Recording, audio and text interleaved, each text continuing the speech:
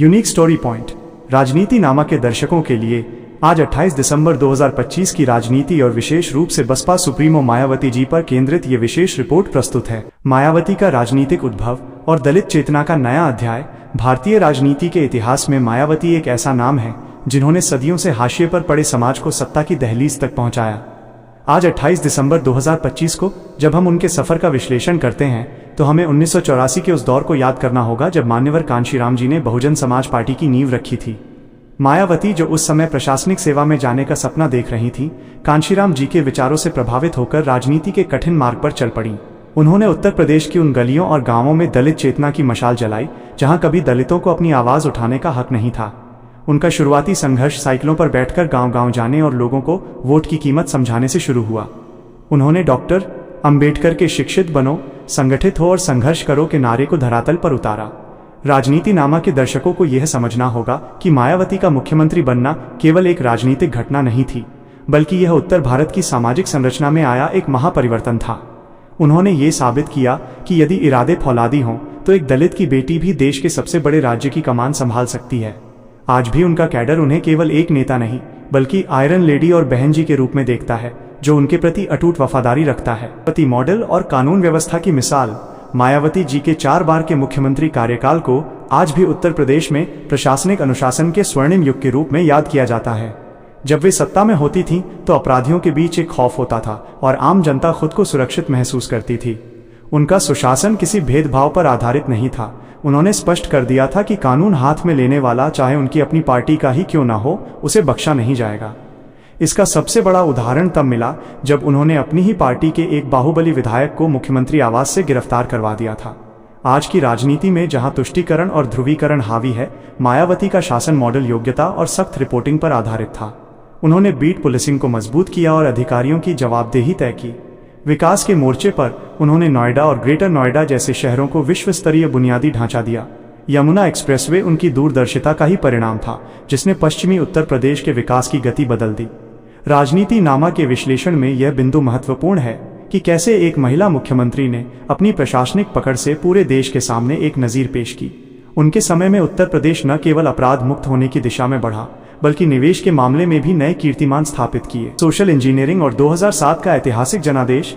वर्ष 2007 उत्तर प्रदेश की राजनीति में एक ऐसा साल था जिसने बड़े बड़े राजनीतिक पंडितों के गणित को फेल कर दिया था। मायावती जी ने बहुजन से सर्वजन की ओर बढ़ते हुए एक अद्भुत सोशल इंजीनियरिंग का प्रयोग किया।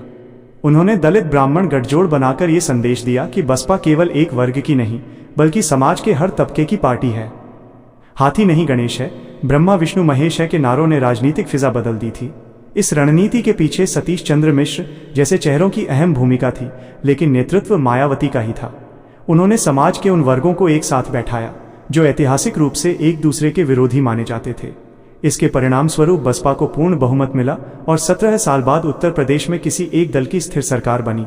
आज 28 दिसंबर 2025 को जब हम विपक्ष की एकजुटता की बात करते हैं तो मायावती का वो प्रयोग एक सबक की तरह है कि कैसे जमीन पर जातियों के समीकरण को साधा जाता है। हालांकि बाद के वर्षों में ये समीकरण थोड़ा कमजोर पड़ा, लेकिन 2007 की वो जीत आज भी बसपा के स्वर्णिम इतिहास का हिस्सा है। राजनीति नामा पर हमें ये चर्चा करनी चाहिए कि क्या मायावती 2027 के आगामी चुनावों में फिर से ऐसा ही कोई चमत्कारी गठबंधन या सामाजिक समीकरण तैयार कर सकती हैं। बहुजन मिशन और वैचारिक प्रतिबद्धता। मायावती जी की राजनीति का मूल स्तंभ बहुजन मिशन है, जिसे उन्होंने कांशीराम जी से विरासत में पाया। आज 28 दिसंबर 2025 को भी उनकी प्रासंगिकता इसी बात में है कि वे अपनी विचारधारा से समझौता नहीं करती। राजनीति नामा के दर्शकों के लिए यह समझना अनिवार्य है कि बसपा केवल सत्ता हथियाने का माध्यम नहीं बल्कि एक सामाजिक परिवर्तन का आंदोलन है। मायावती जी ने बार बार कहा है कि उनका लक्ष्य हुक्मरान समाज बनाना है, न कि केवल गठबंधन की राजनीति में छोटे मोटे पद पाना। उनकी यह वैचारिक दृढ़ता ही है जो उनके कैडर को विपरीत परिस्थितियों में भी टूटने नहीं देती। भले ही चुनावी नतीजे पक्ष में ना हो, लेकिन मायावती का भाषण आज भी उसी तेवर के साथ होता है जहां वे मनुवादी सोच और सामंती ताकतों को सीधी चुनौती देती हैं। 2025 की राजनीति में जहां दल बदल एक आम बात है, मायावती की अपनी विचारधारा के प्रति वफादारी उन्हें एक विशिष्ट नेता बनाती है। मुस्लिम वोट बैंक और बसपा की नई रणनीति। उत्तर प्रदेश की राजनीति में मुस्लिम वोट बैंक हमेशा निर्णायक रहा है। हाल के घटनाक्रमों और आज की खबरों के अनुसार मायावती जी मुस्लिम समाज को फिर से बसपा से जोड़ने के लिए भाईचारा कमेटियों को सक्रिय कर रही हैं। राजनीति नामा के विश्लेषण के मुताबिक उन्हें पता है कि बिना दलित मुस्लिम एकता के सत्ता की राह कठिन है। वे लगातार ये संदेश दे रही हैं कि समाजवादी पार्टी केवल भाजपा का डर दिखाकर मुसलमानों का वोट लेती है, जबकि बसपा के शासनकाल में दंगे नहीं होते थे और मुस्लिम समाज सुरक्षित था। आज 28 दिसंबर को मायावती जी ने अपने संगठन प्रभारियों को निर्देश दिया है कि वे मुस्लिम बाहुल्य क्षेत्रों में जाकर बसपा के कार्यकाल की उपलब्धियां गिनाएं। ये रणनीति 2027 के विधानसभा चुनाव की दिशा तय करने वाली साबित होगी। मीडिया के साथ संबंध और प्रेस कॉन्फ्रेंस का अंदाज मायावती जी की राजनीति का एक अनोखा पहलू मीडिया के साथ उनका व्यवहार है। वे अन्य नेताओं की तरह हर समय टीवी कैमरों के सामने नहीं रहती, बल्कि चुनिंदा मौकों पर लिखित बयान पढ़ती हैं। राजनीति नामा पर अक्सर ये चर्चा होती है कि क्या ये उनकी कमजोरी है या मजबूती। वास्तव में मायावती का मानना है कि मीडिया का एक बड़ा हिस्सा उनके प्रति पूर्वाग्रह रखता है, इसलिए वे अपनी बात स्पष्टता और लिखित रूप में रखना पसंद करती हैं ताकि कोई गलत अर्थ न निकाला जाए। आज भी जब वे बोलती हैं तो पूरा देश उनके एक एक शब्द को ध्यान से सुनता है। उनकी प्रेस कॉन्फ्रेंस में अनुशासन और गंभीरता होती है, जो उनकी आयरन लेडी वाली छवि को और पुख्ता करती है। और सर्वजन हिताय का बजट मॉडल जब मायावती जी मुख्यमंत्री थीं तो उन्होंने संत रविदास नगर से लेकर पंचशील नगर तक नए जिलों का सृजन किया ताकि प्रशासन आम जनता के करीब पहुंच सके। राजनीति नामा के इस विशेष अंश में हम उनकी आर्थिक दृष्टि की बात करेंगे। उन्होंने उत्तर प्रदेश में निजी क्षेत्र में भी आरक्षण की वकालत की थी, जो उनकी दूरगामी सोच को दर्शाता है। 2025 में जब आर्थिक असमानता बढ़ रही है, मायावती जी का सर्वजन हिताय मॉडल याद आता है, जहां उन्होंने गरीबों को मुफ्त घर, कांशीराम आवास योजना और सीधी वित्तीय सहायता देने पर जोर दिया था। उनकी नीतियां पूंजीपतियों को लाभ पहुंचाने के बजाय श्रमजीवी वर्ग को सशक्त बनाने पर केंद्रित थीं। बाहरी राज्यों में बसपा का विस्तार, मध्य प्रदेश और राजस्थान बसपा केवल उत्तर प्रदेश की पार्टी नहीं है, यह एक राष्ट्रीय दल है। आज 28 दिसंबर की रिपोर्ट बताती है कि मायावती जी पड़ोसी राज्यों जैसे मध्य प्रदेश और राजस्थान में भी संगठन को मजबूत करने में जुटी हैं। राजनीति नामा के दर्शकों को ये जानना चाहिए कि इन राज्यों में बसपा का वोट शेयर निर्णायक भूमिका निभाता है।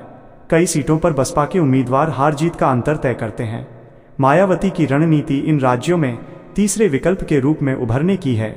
वे दलित आदिवासी बाहुल्य सीटों पर विशेष ध्यान दे रही हैं ताकि भविष्य में होने वाले किसी भी गठबंधन में उनकी स्थिति मजबूत रहे और वे किंगमेकर की भूमिका निभा सकें। युवाओं के लिए संदेश और रोजगार का विजन। आज का युवा रोजगार और अवसरों की तलाश में है। मायावती जी ने हाल के अपने संबोधनों में युवाओं को विशेष रूप से संबोधित किया है। राजनीति नामा के विश्लेषण के अनुसार वे भाजपा सरकार पर बेरोजगारी को लेकर तीखे हमले कर रही हैं। वे याद दिलाती हैं कि उनके शासनकाल में शिक्षा और पुलिस विभाग में बड़े पैमाने पर पारदर्शी तरीके से भर्तियां हुई थीं।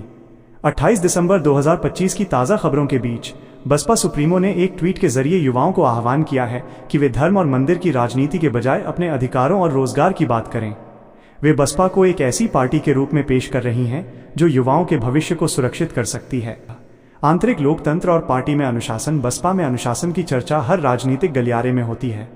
मायावती जी ने पार्टी के भीतर एक ऐसी व्यवस्था बनाई है जहां कार्यकर्ताओं को ऊपर से मिले निर्देशों का अक्षरशः पालन करना होता है। राजनीति नामा पर हम ये देखते हैं कि यहां अन्य दलों की तरह गुटबाजी या खुलेआम विरोध प्रदर्शन नहीं होते। जो भी नेता पार्टी विरोधी गतिविधियों में पाया जाता है, उसे मायावती जी बिना किसी देरी के बाहर का रास्ता दिखा देती हैं। ये अनुशासन ही बसपा की वो ताकत है जिससे उसका कैडर सालों साल बिना सत्ता के भी संगठित रहता है। आज की बैठक में भी उन्होंने साफ कर दिया है कि अनुशासनहीनता किसी भी कीमत पर बर्दाश्त नहीं की जाएगी।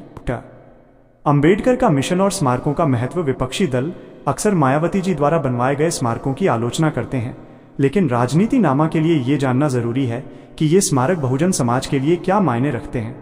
लखनऊ का अंबेडकर मेमोरियल पार्क केवल कंक्रीट का ढांचा नहीं है, बल्कि ये उस समाज की जीत का प्रतीक है जिसे सदियों तक सार्वजनिक स्थलों से दूर रखा गया। मायावती जी ने इन स्मारकों के जरिए इतिहास को फिर से लिखा है। आज 28 दिसंबर को भी इन स्मारकों में हजारों की भीड़ उमड़ती है, जो ये साबित करती है कि मायावती ने अपने लोगों को एक ऐसी पहचान दी है जिसे कोई मिटा नहीं सकता। ये उनकी राजनीति का सांस्कृतिक मोर्चा है। रेशियो 2027 का रोड मैप। सत्ता की ओर वापसी का संकल्प। जैसे जैसे 2027 के चुनाव करीब आ रहे हैं, मायावती जी की सक्रियता बढ़ती जा रही है। राजनीति नामा के इस विशेष बुलेटिन में हम देख रहे हैं कि बसपा अब बूथ स्तर पर कमेटियां बना रही हैं। एक गांव 10 सदस्य जैसे अभियान चलाए जा रहे हैं। मायावती का मानना है कि हवा का रुख किसी भी समय बदल सकता है और जब जनता भाजपा और सपा दोनों से ऊब जाएगी तो बसपा ही एकमात्र विकल्प होगी। उनकी रणनीति शांति से अपना आधार मजबूत करने की है, बिना किसी शोर शराबे के। 28 दिसंबर की ताज़ा खबरों के अनुसार मायावती जी जल्द ही बड़ी जनसभाओं की शुरुआत करने वाली हैं। निष्कर्ष: राजनीति के मंच पर मायावती की अटूट उपस्थिति। अंत में राजनीति नामा के इस विशेष विश्लेषण का सार यह है कि मायावती जी को कभी भी कम आंकना एक बड़ी राजनीतिक भूल हो सकती है। 28 दिसंबर 2025 की सुबह तक वे भारत की सबसे ताकतवर महिला राजनेताओं में से एक बनी हुई हैं। उनका संघर्ष, उनकी प्रशासनिक कुशलता और करोड़ों लोगों का उनके प्रति अटूट विश्वास उन्हें भारतीय लोकतंत्र का एक स्तंभ बनाता है। चाहे सत्ता हो या न हो, उत्तर प्रदेश और देश की राजनीति मायावती के इर्द गिर्द ही घूमती है। वे एक ऐसी खिलाड़ी हैं जो अंतिम समय में पासा पलटना जानती हैं। राष्ट्रपति द्रौपदी मुर्मू आज कर्नाटक के कारवार में पनडुब्बी की यात्रा कर देश की समुद्री शक्ति का जायजा लेंगी। कांग्रेस स्थापना दिवस। आज कांग्रेस अपना स्थापना दिवस मना रही है। देश भर में रैलियां आयोजित की गई हैं। दिल्ली प्रदूषण, वायु गुणवत्ता खराब होने के कारण दिल्ली में नॉन BS6 वाहनों पर प्रतिबंध और सख्त कर दिया गया है। अमित शाह, गृह मंत्री आज असम में कई विकास परियोजनाओं का उद्घाटन करेंगे। क्या